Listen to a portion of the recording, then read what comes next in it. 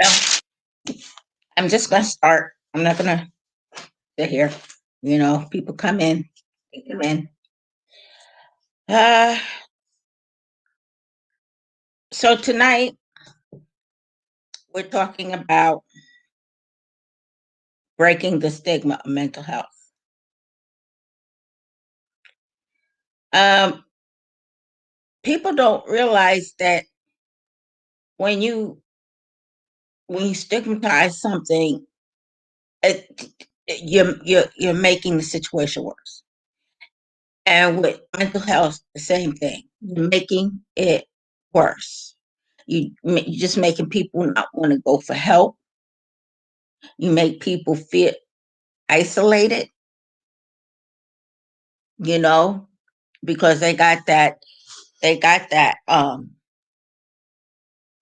feeling that people just looking at them funny, you know, we isolate, we get depressed. This is doing much more harm than good. So you know what? Let's dive in and let's talk about it. Okay? Let's just talk about it because I know how I feel, you know, and the way I feel is horrible. I don't like feeling uncomfortable. I do not like feeling like people are judging me. And that's the worst feeling in the world, is to feel like somebody's judging you. People don't realize, but mental health is a very serious problem. You know, it really is. You got people out here with schizophrenia. you know, they hear voices and untreated, they can hurt themselves or hurt somebody else. You know, you got people with borderline personalities. You got, the narcissists out there. You know, it's like this is a serious situation and it's a conversation that has to be had. You know, like I said in my podcast, I'm not a celebrity. I'm not a celebrity. I'm just a person that suffers from mental health.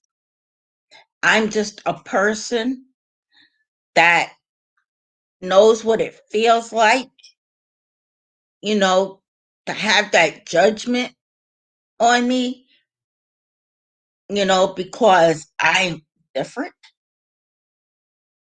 I don't like that feeling. And nobody should ever have to feel that feeling, especially dealing with mental health. Nobody should have to feel that feeling. But this is what happens when we stigmatize mental health. We don't want to tell nobody. We don't want to get help because we don't want nobody to know. It's just it's just a topic that's near and dear to me. You know, Me and my BFF in Canada. Hi, Sherry. We started this. You know, and she gave me the torch, and I'm running with it. You know, so I'm going to run with it. You know, I'm going to do what I have to do to try to get this message out because, humans are funny. Humans are very funny. You know, when we don't understand something, we fear it. But then when we fear it, then all kinds of problems happen. And this is exactly what happens with mental health. People don't understand it. It's like, back in the days, back in the 20s, 30s, 40s, where you weren't allowed to talk about sex. That was a taboo. conversation, you know. It's the same thing here with mental health. This is like a taboo, conversation at subject. I don't understand why. I really don't understand why, you know, because you look around and a lot of families, they have mental health one way or another, depending on what it is and how severe it is, you know. But people always want to look deaf, you know, want to look the other way and turn a deaf ear to it. But the minute somebody shoot up everybody for no apparent reason, then it's like, well, what was going on with that person? Uh, and let's and don't get me wrong, by no means me a stretch of the imagination am I condoning mental health for bad habits. I am not doing that. You know, because in my belief, yeah, you might have a mental health issue, but when you run around and you hiding evidence and you running from the law, you know right from wrong, you know, and that's just in my eye, you know, and that's also too what irritates me is because people try to use mental health as a crutch, and it's not a crutch, you know, because if you got somebody with schizophrenia that goes out and kills somebody and say, okay, it was my there's a whole lot of people out here with schizophrenia, and they're not running around killing people. Not to say it won't happen, but I'm just saying, you know, stop using mental health as a crutch. I don't believe it should be used as a crutch. You know, to me, crazy is if you commit a mass suicide and and sitting with the gun or the knife, whatever's in your hand, or bloody. Oh, and what happened? See, now to me, that's a mental health issue right there because you don't know right from wrong. Because most people that do a crime like that usually know right from wrong, so they try to hide the evidence. You know, mental health is not a crutch or shouldn't be a cover to storm your bad habits. You know, you was fine up until that point, and then all of a sudden you want to scream mental health. Oh, so not only is it being stigmatized, but it's also getting a bad rep because a lot of people do crimes, and the first thing they want to do is push it on mental health. My thing is, do you have any idea what mental health is? Any idea, any clue, you know,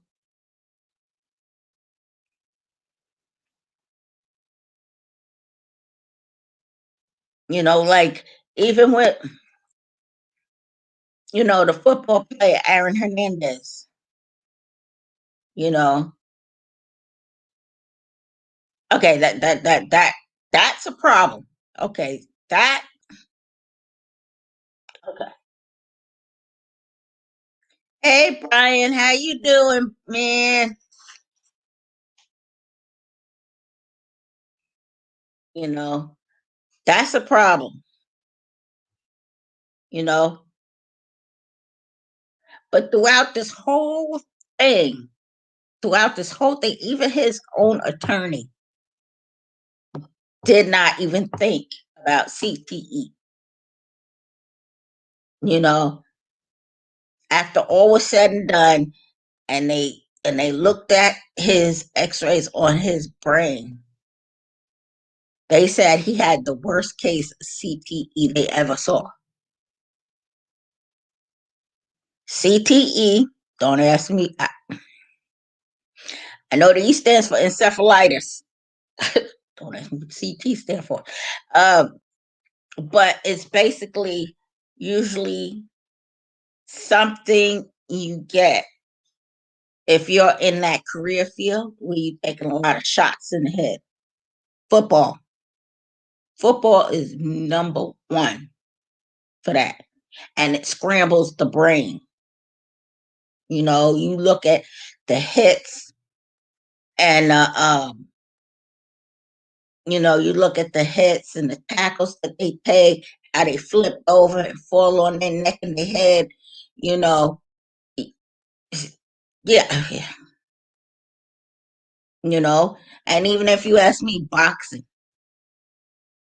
you know, because boxing, you're getting punched in the face, you know, a headshot, you know.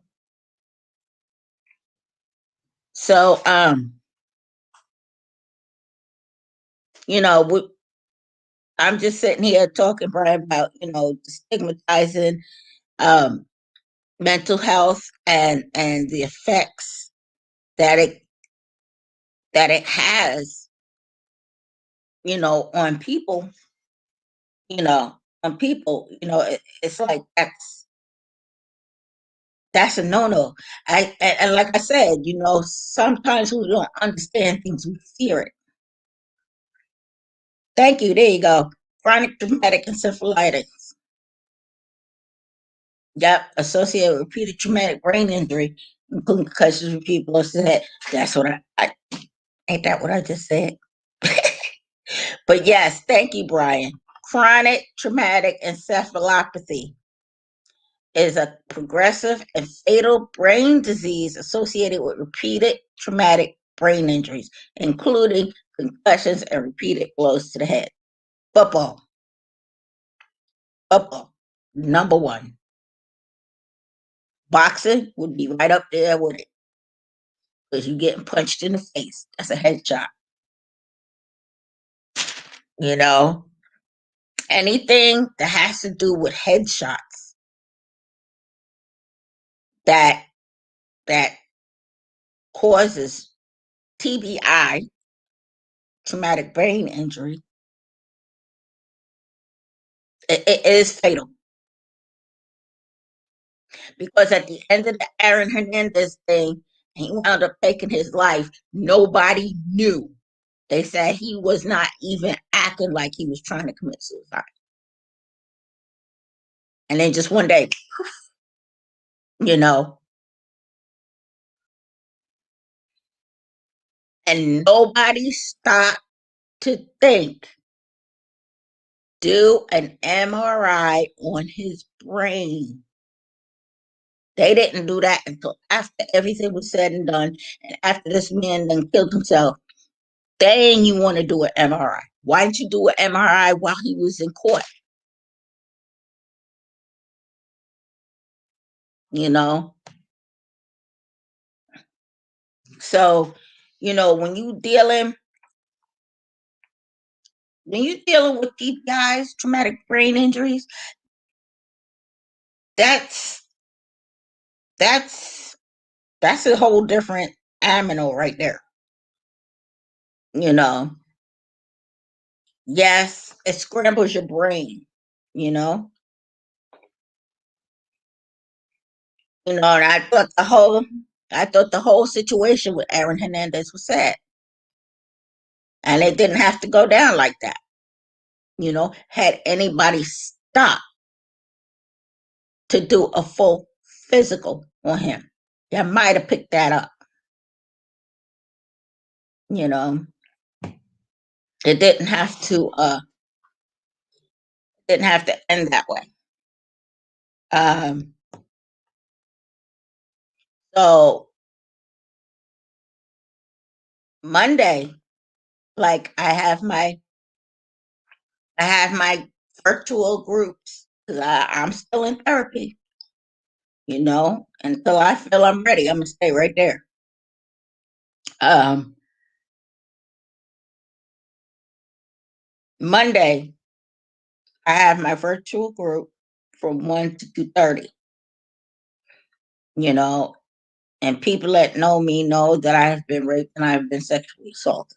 So I suffer from PTSD.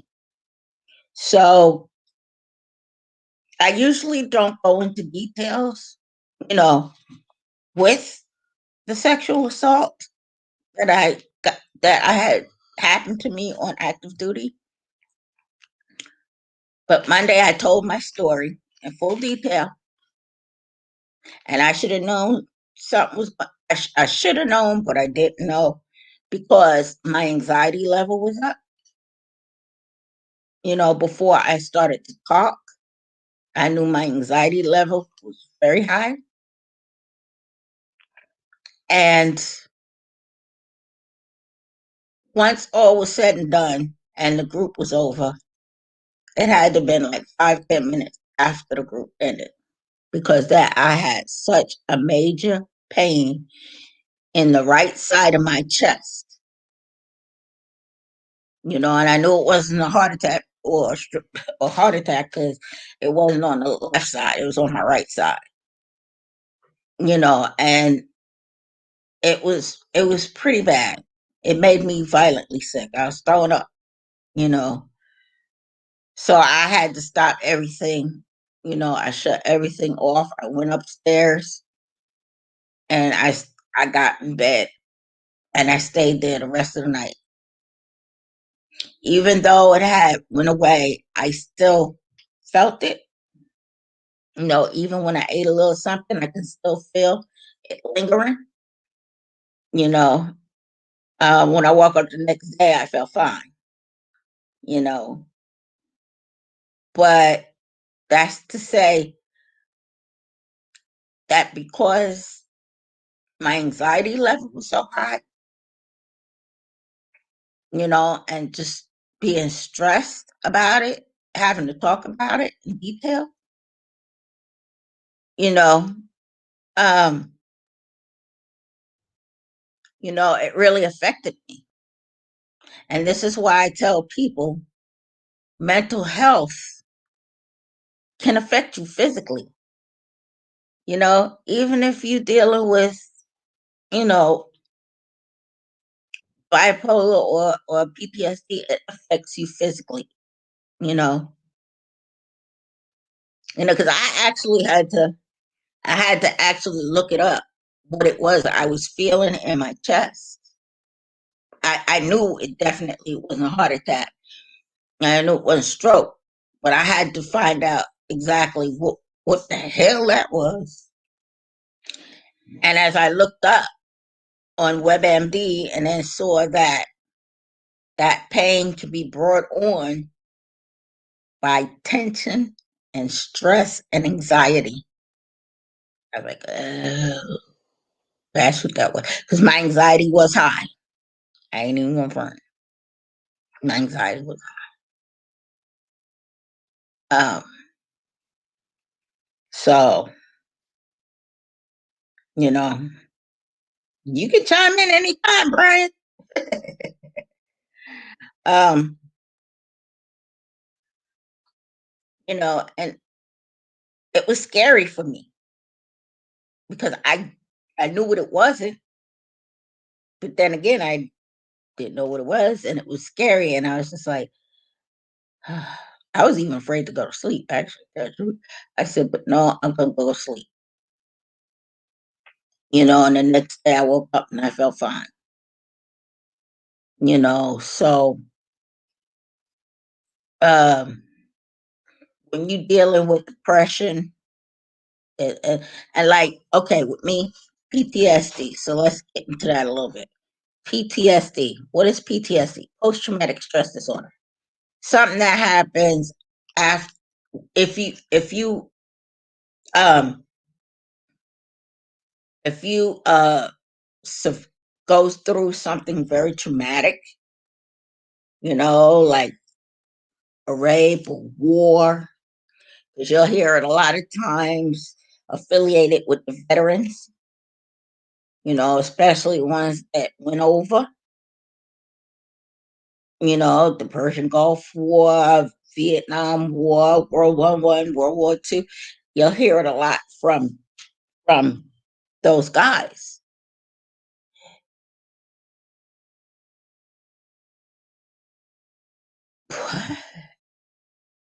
I still just got my switch today. What the hell? He tripped. What the hell are you talking about, Brian? So, and you hear it a lot of times in the veteran community, and it's just post traumatic stress disorder. It's after the trauma, you suffer from certain disorders. Like with me, I suffer from uh, lack of sleep. I suffer from flashbacks. I suffer from nightmares. I suffer from um, not.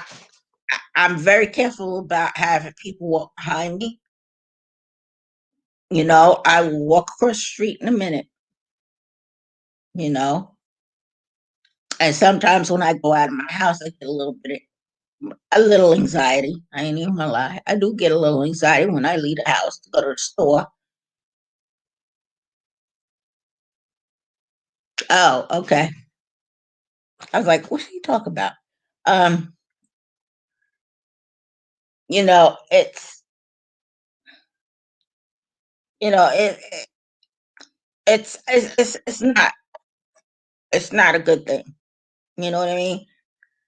I mean, to go to sleep at night and have a flashback, you know, or to have nightmares, and it makes you feel like you're back in that moment again.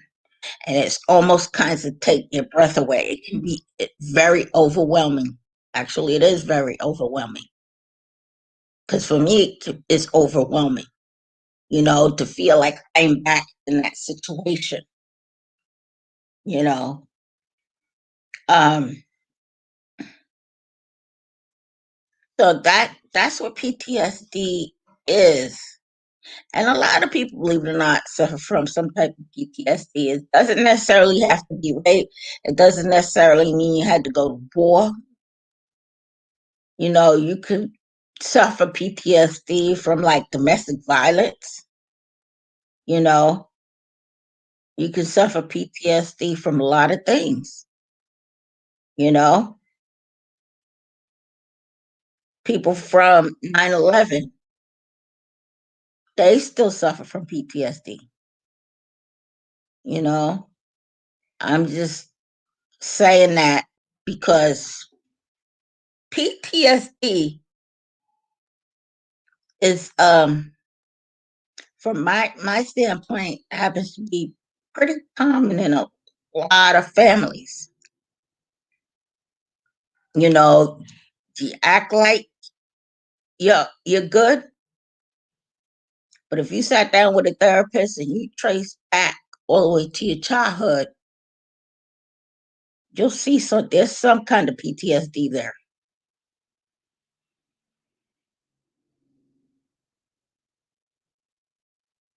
Okay.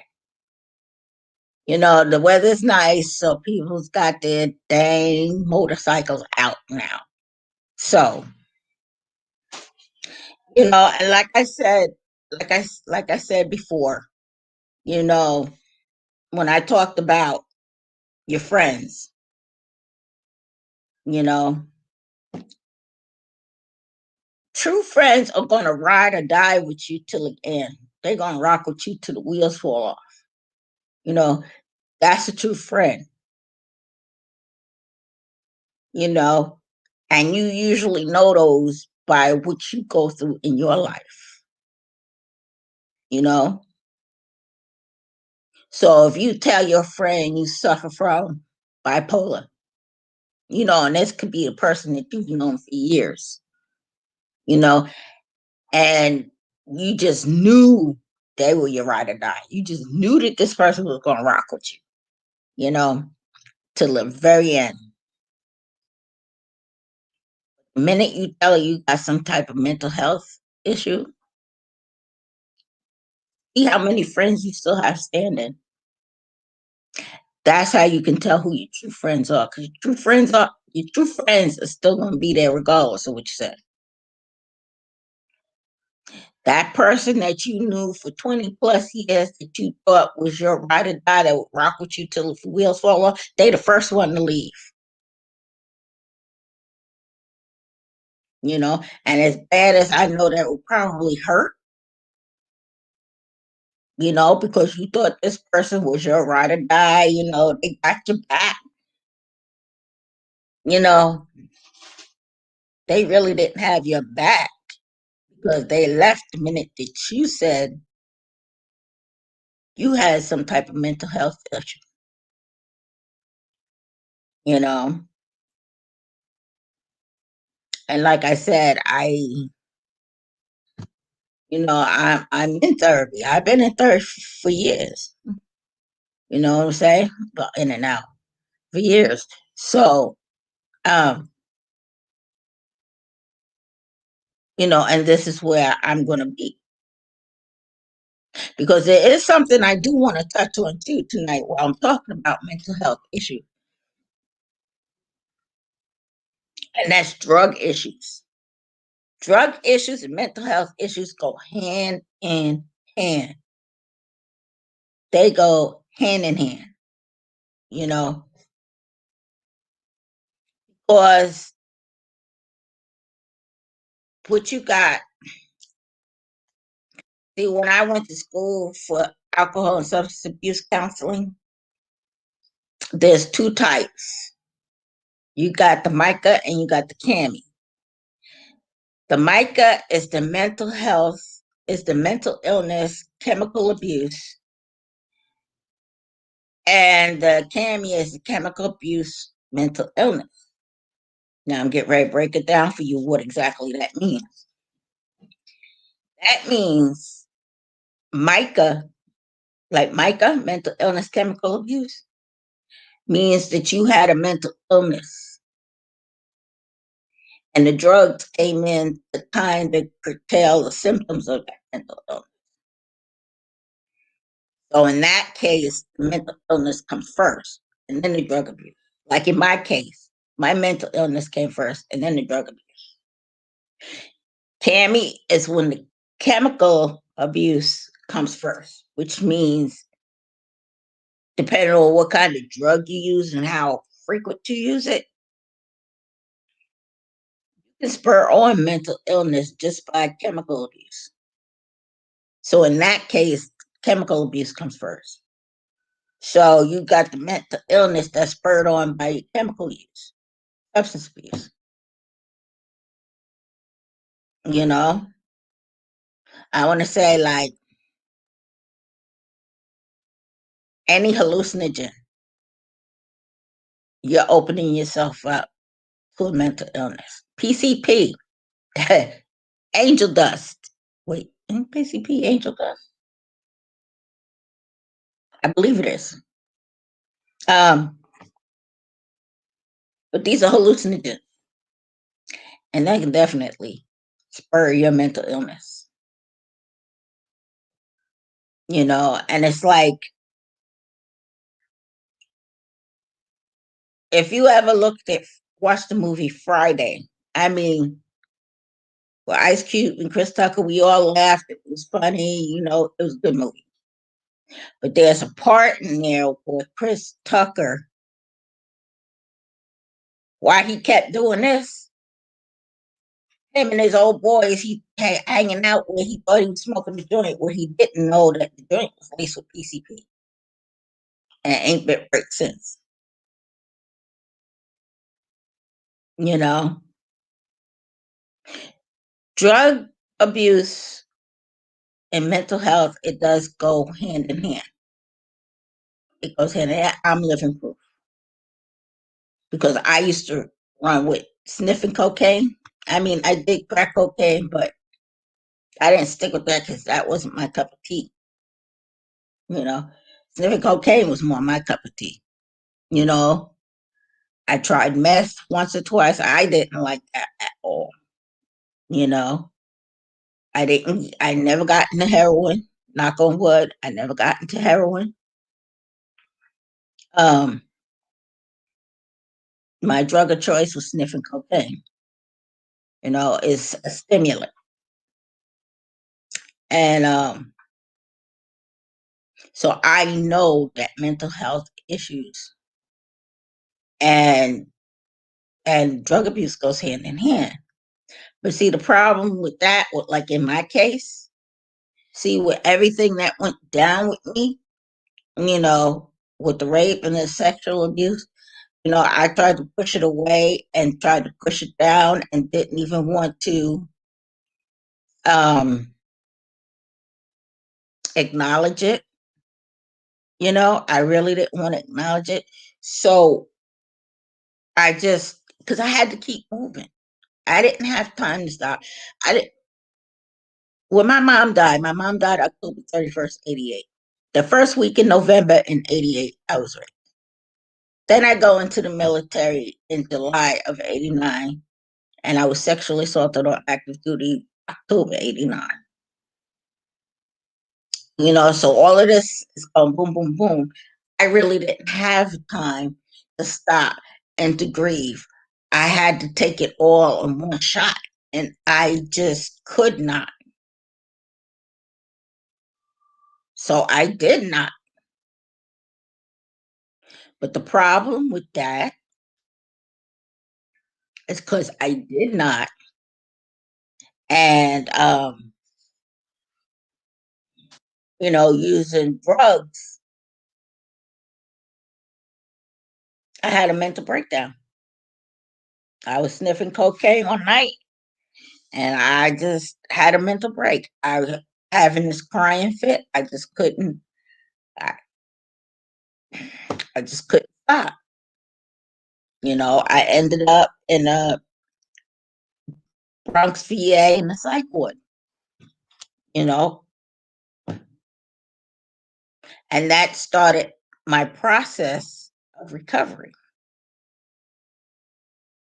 Okay, mind you, I said process. I wasn't there yet, but process, you know. Um, because I still dabbled and dabbled with cocaine, you know, but eventually, you know, I went to rehab. I was in upstate New York. I was there for 8.5 months. And that was the time that I decided to go, we need to deal with this, you know. And so now I'm dealing with it. And oddly enough, I do not have the urge to do any drugs because I'm talking about it and I'm going to keep talking about it because I like this. I like my recovery. And like they say, recovery is a lifestyle. It's not just a program, it is a lifestyle. Because when you get clean and sober, you're changing people, places, and things. And that's a lifestyle. When you get clean and sober,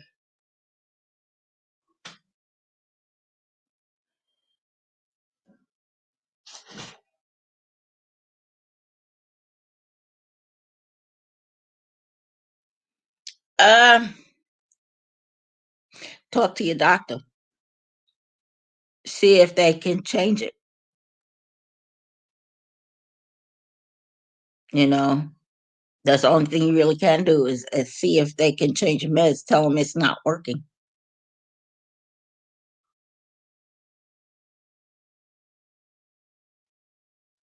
You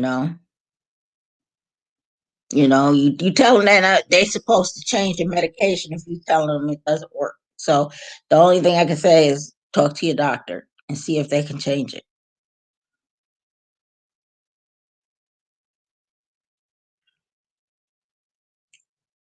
You know,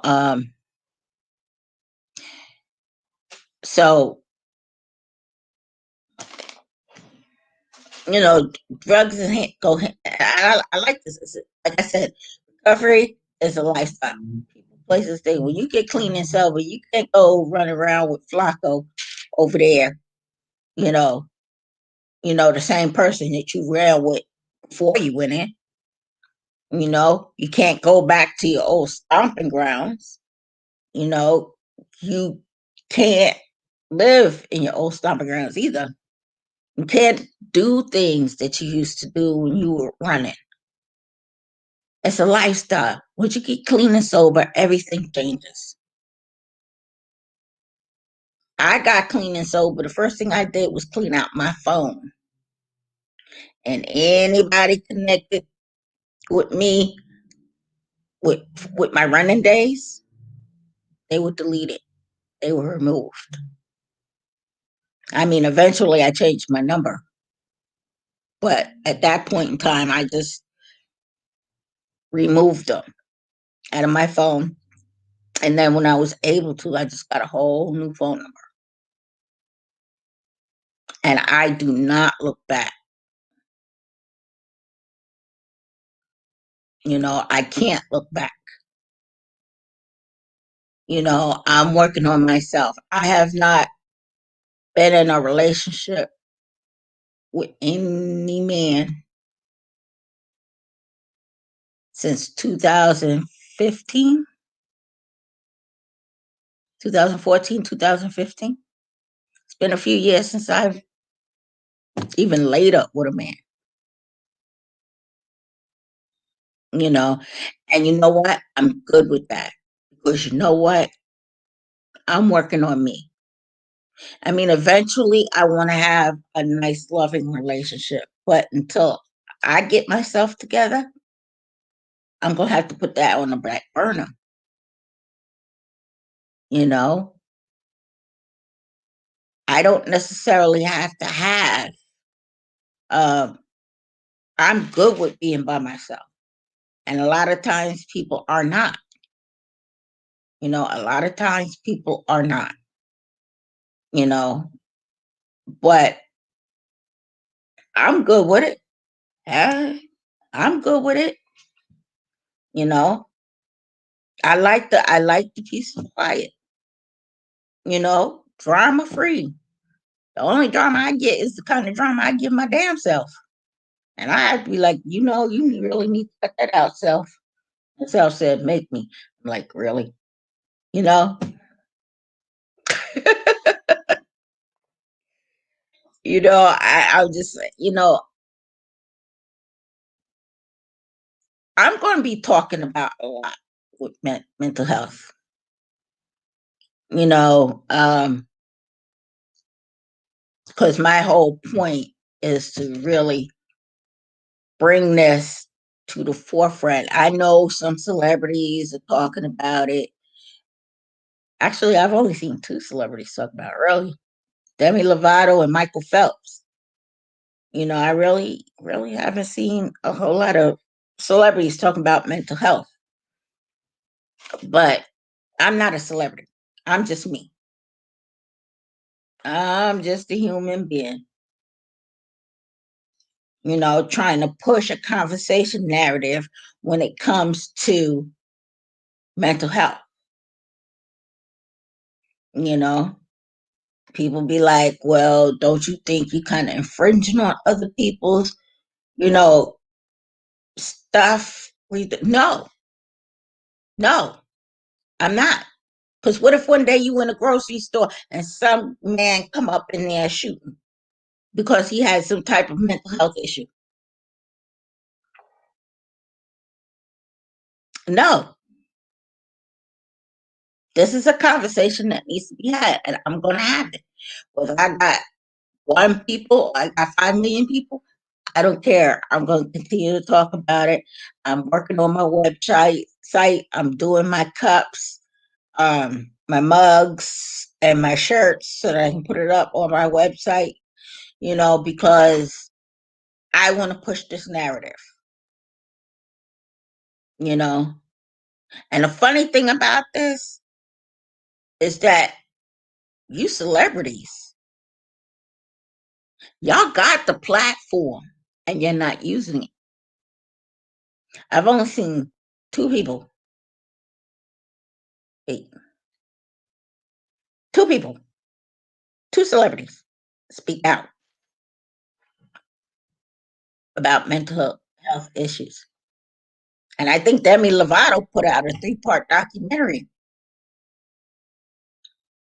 you know, and Michael Phelps does commercials for what's the name of that? Talk Space, you know. I know this seems like a hard conversation to have, but sometimes them hard conversations are the conversations you need to have, you know?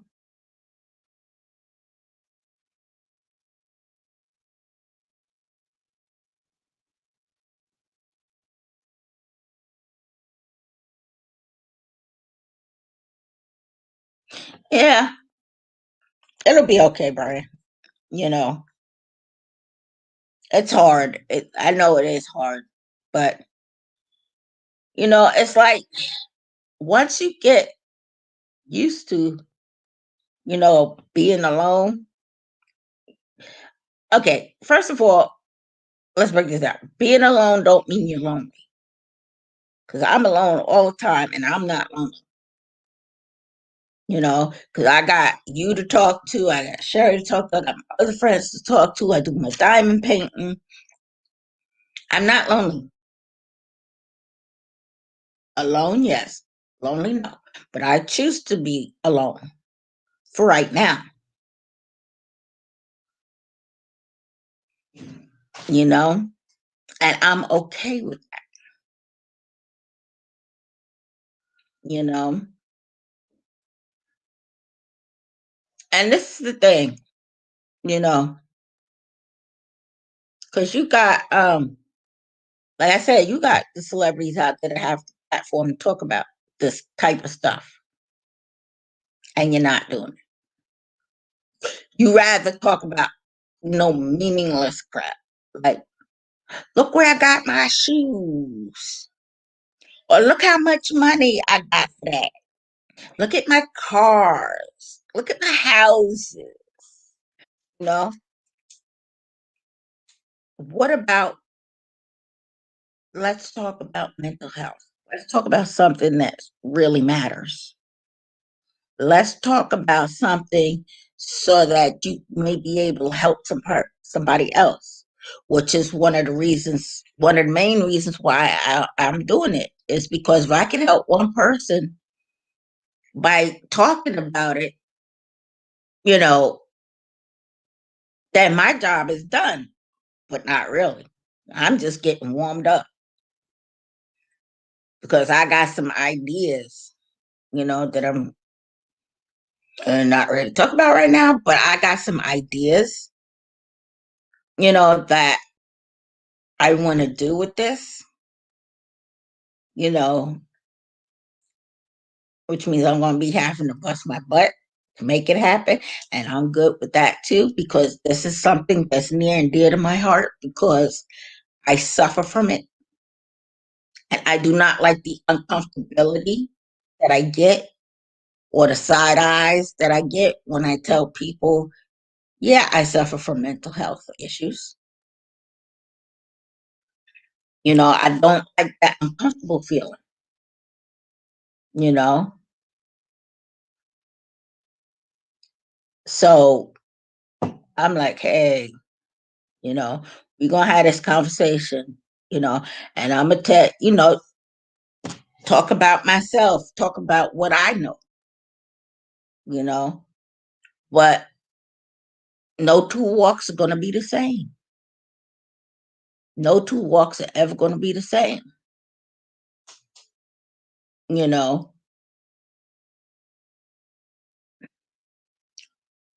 It's like I tell Sherry, when it comes to Christianity, can't nobody judge you by your walk with God. That's between you and God.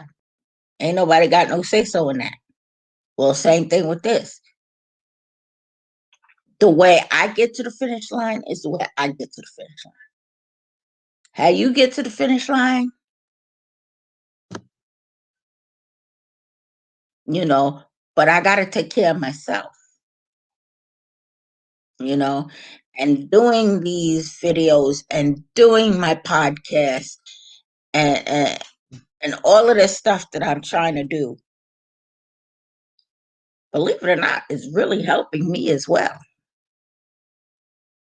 You know, it's making me stronger, you know, and it's putting that fire in my belly to just, you know, in the words of Chris Cuomo on CNN, let's get after it. You know what I'm saying? Let's get after it. You know? Yes, I watch Chris Cuomo and Don Lemon on CNN. I watch them all the time. That's how I be getting my news, you know. But and I love them guys. They just crack me up sometimes. Uh but the mental health thing for me is a near and dear thing. And you know, I've seen too many people suffer from it, you know. You know, some are afraid to even go and get help because they don't want nobody to know, you know. They go into filling medications. They sneak into the pharmacy so that their friends don't see them, you know. And that's not right. That's not right, you know. You get medication for your mental health issue, you should be able to walk in that pharmacy and walk out with your head held high, because all mental health issue is a chemical imbalance in the brain that none of us has control over, you know. That's like me blaming Brian for the rain, you know. Why you make it rain, Brian? Stop it, Brian. Stop making it rain, Brian. You gonna puff out my hair, Brian. I just washed it, you know. So, you know, this is, I'm gonna continue to inform, I'm continue to educate. I'm gonna just, the words of Chris Cuomo, I'm gonna get after it, you know, because you know it's not right. It's not right for people to feel isolated. It's not right for people to not want to get help when they know they need it. That's not right because they're afraid of what the next person's going to say or think. Screw them, you know? Take care of yourself. Don't worry about the next person. Worry about you. You know, that's what I always say. And that's what my mom used to say all the time. Because I'm little. I'm 4'11", you know, and I've always been short all my life. Of course, I'm 4'11", you know, at 55 years old, going on 56. Okay. Okay, Brian. Um, I will be 56 next month. Oh God. Jesus, Lord. Will. I just thought about it. In 4 more years, I'll be 60. No, no, I'm not ready. She not ready. She not ready. God, she's not ready. Okay, so I'm sucking it up, buttercup. You know. Oh God, no. Why I do that? Hmm. I can't believe my ass is gonna be 60 in 4 years. Shoot, it seemed like I'd be 60 in 15 years. I was 4. I'm like, damn, what time go? Y'all need to knock that off. Y'all just moving just too fast for the girl, for the kid. You know, um, and yes, I'm a Leo. So I'm like, you know, I sorry, I don't lost my train of thought. I'm still stuck on me being 60 in 4 years. People look at me, they say, 60 where? Where? Because nothing about you say you gonna be 60 anywhere. I'm like, trust me. I was born mid 60s, 1965. I will be 60. Okay, we need to get off of that topic, you know. Um, and I was just saying that because too, like I washed my hair yesterday, and the back of my hair, when I do it up like this, I can see like the streaks in the back of my hair, the gray streaks. I'm like, what the hell's going on up in my head? You know? And then tonight when I put my hair up, you could almost see the grays at the tips. I'm like, what the hell going on up in my head? In the back. Oh hell no. I need to find out what's going on in the back of my head. You look like you're doing just a little too much. And that don't mean I'm gonna color my hair. You know. I mean I got grays up here too that you can actually see, you know. But I don't know why it's all in the back though. I don't know. Um, um, um, so like I said, I'm the type of person, okay, we get old to get old, okay? We're not supposed to look 14 and 15 years old forever, okay? We supposed to get old, you know? And while we on the topic of this, mental health issues right here, you know? People that are constantly getting cosmetic surgery. Shut up, Brian. Shut up, Brian. They go straight with somebody's my sister head. Shut up. Shut up. Oh, you got jokey jokes.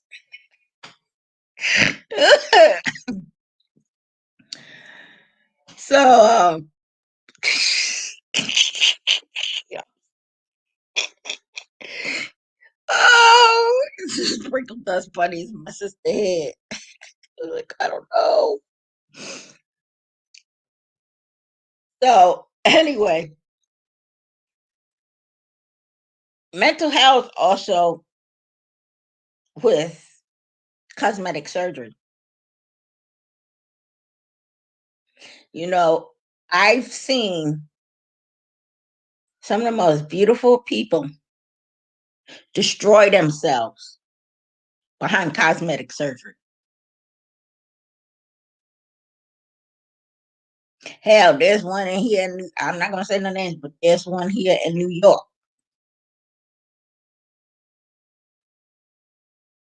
And I always thought she had a pretty face.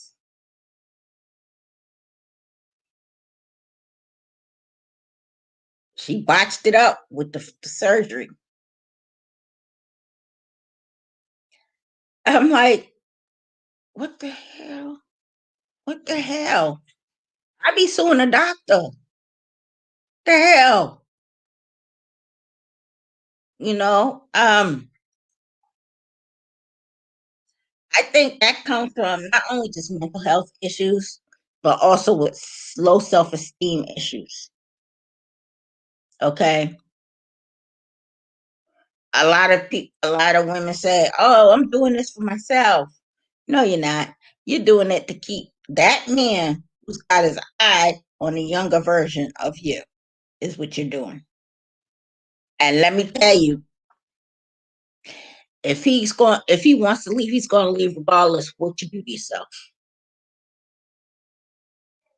You know, so quit damaging yourselves for somebody that probably don't even want you. Okay, but that's another video at another time. But I'm just saying, mental health also ties into that too, along with low self-esteem. And it's like, I'm at the point where I love myself too much. I love myself way too much. And anybody know me, know I'm batshit crazy already. I don't need somebody up in here making me even more crazier. Because two crazy people in the same household, that that's not a good look. You know. So mental health issues, you know,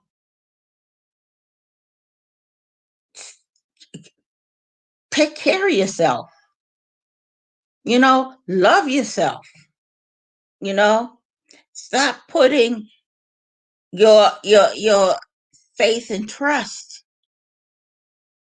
in a doctor who you already beautiful, but now you look like John Wayne Gacy in a clown outfit afterwards. So you went from good to crazy, you know. Okay, that's another video we talk about mental health. But then actually mental health does tie into people who are addicted to um cosmetic surgery. You know, the only cosmetic surgery I had was a breast reduction. Not enhancement, reduction. And that's it. I ain't getting nose job, I ain't getting a butt job, I ain't get, a face job. Why? Why? Because I'm comfortable in my skin and I love me just the way I am. And if other people don't love me, well, that's so too bad, so sad for them. But I'm not changing me to appease you. That's not gonna happen. you know. But mental health does tie into people who are addicted to cosmetic surgery. And believe it or not, cosmetic surgery is an addiction. That is also an addiction. People like this can't get enough for doctors cutting up on them. You know, you go from beautiful to looking like John Wayne Gacy in a clown face. The hell. Well, Pennywise, clown. That's scary enough. So I did this live. I will be doing it again next week. Like I said, I'm gonna keep this going. I'm gonna keep this going. I do post up links to my podcast in my Facebook group, Let's Talk Mental Health. I do post up um the podcast link in there so that anybody who wants to listen to it can listen to it. Um because I want to get this, in the words of Pink, I want to get this party started, y'all. And this is something that I feel near and dear to my heart that needs to be done. And not too many people are talking about it. And it needs to be talked about. Especially in the state of the world that we in right now. Yeah, we need to talk. We need to have this conversation. Okay, and on that note, Brother Brian, it was so good to have you in here. I'm glad you came. I will be doing it again next week. But I know you and I, Brian, probably talk before then. By the way, Brother Brian, I watched The Conjuring. The devil made me do it on Discovery Plus. Creepy.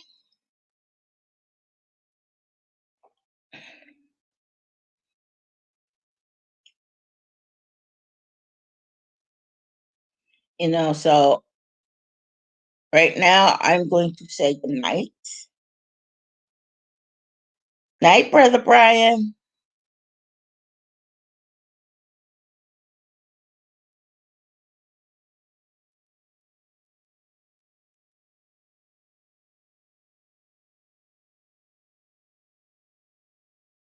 Everybody, have a good night. Stay blessed, stay safe, and until next week. Bye.